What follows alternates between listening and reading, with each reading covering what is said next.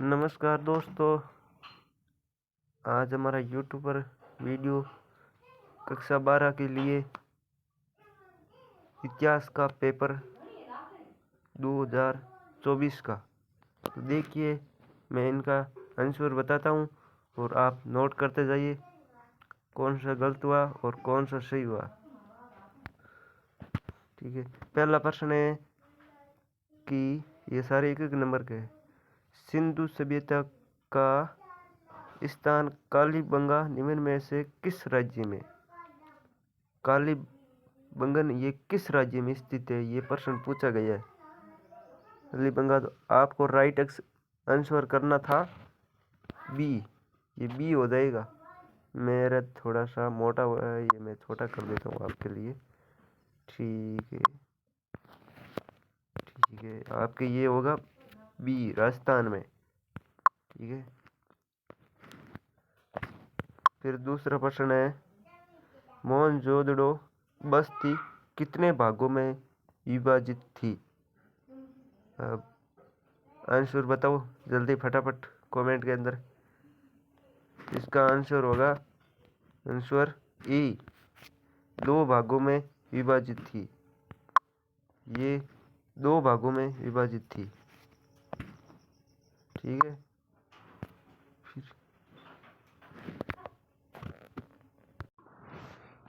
फिर देखिए तीसरा प्रश्न। देखिए कि तीर्थ यात्री 7 तशाक, ये कुछ सही नहीं दिख रहा है, तशाक किस देश से आया था? तो आपको इसमें करना था आंसर ए, इसमें चीन हो जाएगा। ठीक है, इसके अंदर चीन है। ये अगला प्रश्न है, गौतमी पुत्र श्री सात कन्हई किस वंश के प्रसिद्ध शासक थे? ये देखो प्रश्न में ये उत्तर छिपा हुआ है, आपको देखना होगा। कैसे, आप ही देख लो। अब पुत्र गोमती पुत्र श्री सात कन्हई किस वंश से के प्रसिद्ध शासक थे? इसका आंसर हो जाएगा सातवाहन। तो इसका आंसर हो जाएगा सातवाहन। ठीक है, फिर हो जाएगा, जैन परंपरा के अनुसार महावीर से पहले कितने तीर्थंकर हो चुके थे? महावीर स्वामी से पहले से पूछ रहे। महावीर स्वामी से पहले तीर्थंकर हो जाएंगे आपके 23। ठीक है, अगला क्वेश्चन देखो। अगला क्वेश्चन है कि निम्न में से कौन सा युग्म युग्म सम्मिलित नहीं है? मतलब कहीं से कोई यात्री आया था और इस देश से अलग निकल के आ रहा है। जैसे फ्रांसवा बर्नियर, ये फ्रांस का सही है। इब्न बतूता मार्को का, ये सही है। और पीटर मुंडी ये जर्मनी का, ये गलत है। पीटर मुंडी जर्मनी का है ही नहीं। मुंडी मार्को पोलो इटली का, ये तीनों सही है, लेकिन ये गलत है, गलत है। तो इसका आंसर हो जाएगा सी। जिसने भी इसका सी किया वो इसका सही है। ठीक है, अब अगला क्वेश्चन पे चलते हैं।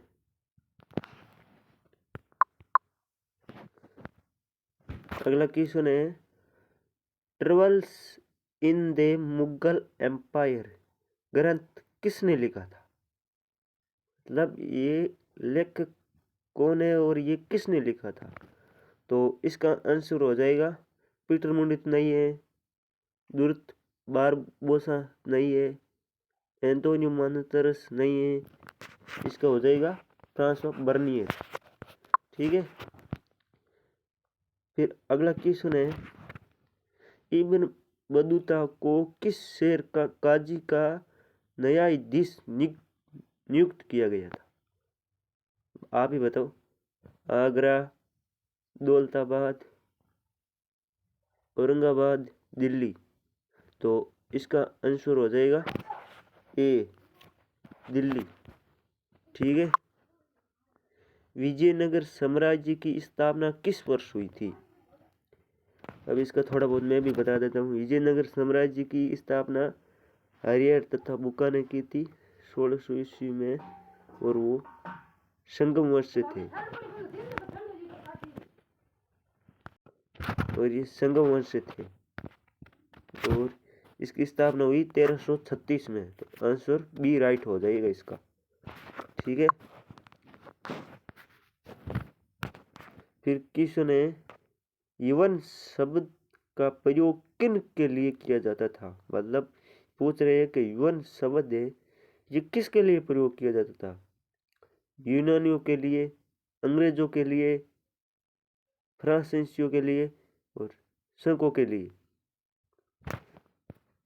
इसका आंसर हो जाएगा दे तो नहीं होगा, से ही नहीं होगा, बी भी नहीं होगा। इसका आंसर हो जाएगा ए। ठीक है।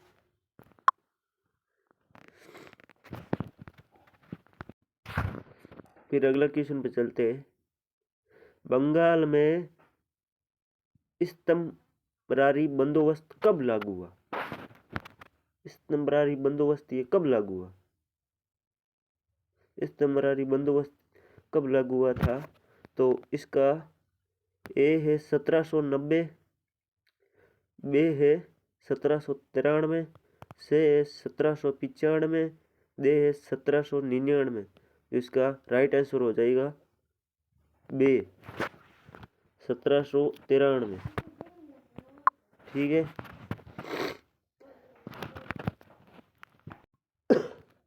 अगला क्वेश्चन है, निम्न में से कौन सी घटना सबसे पहले घटी हुई? तो ये प्रश्न है कि निम्न में से कौन सी घटना सबसे पहले हुई थी, यानी ये 4 ऑप्शन दिए हैं, उनमें से दिया हुआ है कि इनमें से कौन सी घटना जो सबसे पहले हुई। भारत छोड़ो आंदोलन ये तो 1992 में हुआ था। द्वितीय सम्मेलन ये भी बाद में हुआ। असहयोग आंदोलन ये भी बाद में हुआ। जलियांवाला बाग ये 1919 में हुआ था। इसका राइट आंसर हो जाएगा आंसर डी। ठीक है। संविधान सभा के कुल कितने सत्र हुए थे? तो इसका आंसर ए तो नहीं होगा, 13 से, ए में 9, से में 13, दे में 15 और बे में है 11। इसका आंसर हो जाएगा 11 हो जाएगा बे में। ठीक है। अगला क्वेश्चन है, संविधान निर्माण के समय भारत सरकार के संवैधानिक सलाहकार कौन थे? मतलब इसको कहने में मेन कौन होता था? संविधान की सलाह लेने के लिए कौन होता था? तो इसका आंसर हो जाएगा BN राव। ठीक है।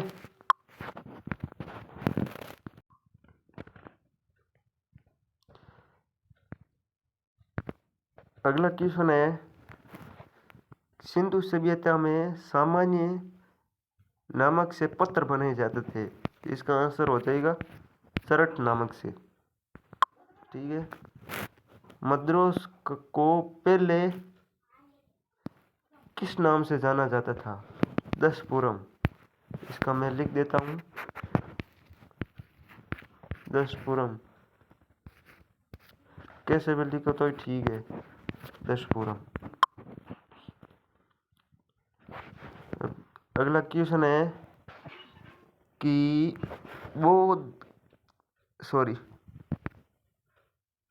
दर्शन के अनुसार विश्व अनित्य और लगातार बदलता रहा है। इसका मैंने आंसर आपको पहले ही बोल दिया वो।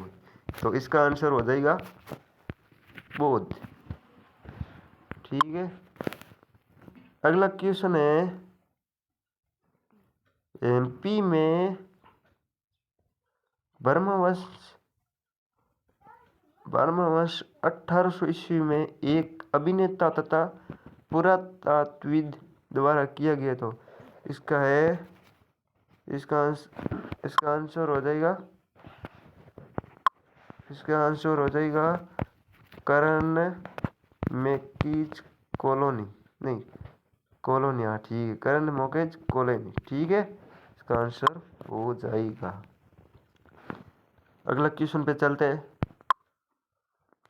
1860 के दशक से पहले ब्रिटेन में कच्चे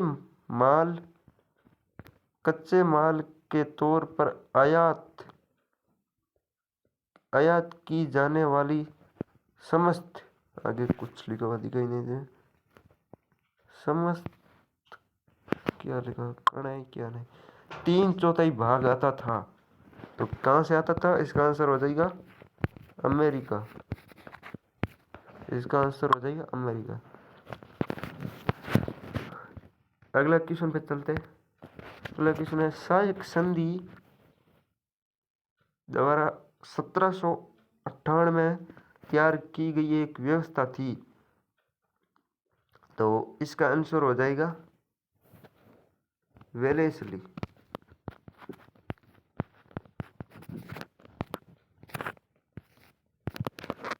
आप पूरा भी लिखो तो कोई बात नहीं, इसका वेलेस्ली हो जाएगा। अगला क्वेश्चन है, 13 दिसंबर 1946 को ने संविधान सभा के सामने उद्देश्य प्रस्ताव पेश किया था। तो इसका आंसर बताओ कौन होगा? इसका आंसर होगा जवाहरलाल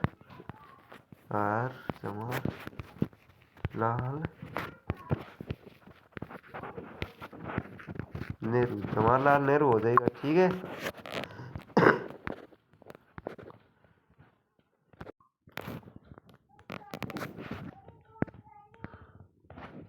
अब अगला क्वेश्चन है, अति लघुतरात्मक प्रश्न, निम्न प्रश्न के उत्तर एक शब्द अथवा एक पंक्ति में दे। यानी कि या तो एक शब्द में उत्तर देवे या एक पंक्ति में देवे पूरी में। तो पहला क्वेश्चन है, आप कह सकते हैं कि सिंधु वासियों का सुदूर क्षेत्रों से भी संपर्क था। यस, हम कह सकते हैं कि सिंधु सभ्यता का सुदूर से भी संपर्क था, क्योंकि ओमान से तांबा लाया जाता था और वहाँ से उनकी वो क्या जानकारी हो गई, इसीलिए हम कह सकते हैं कि सुदूर से उनका संपर्क था, ठीक कह सकते हैं ओमान और तांबा लाया था, ठीक। अगला क्वेश्चन है, पाटलिपुत्र को वर्तमान में क्या कहा जाता है?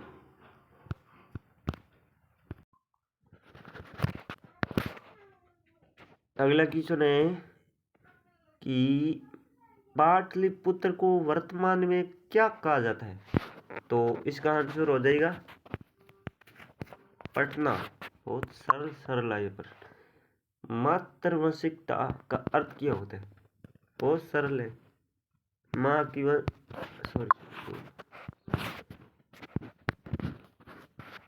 की लिख देता हूँ, माँ की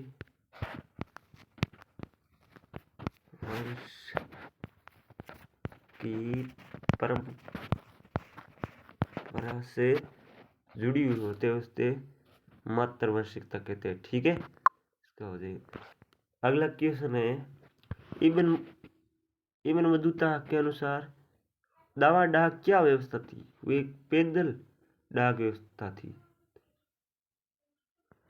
तो इसका आंसर हो जाएगा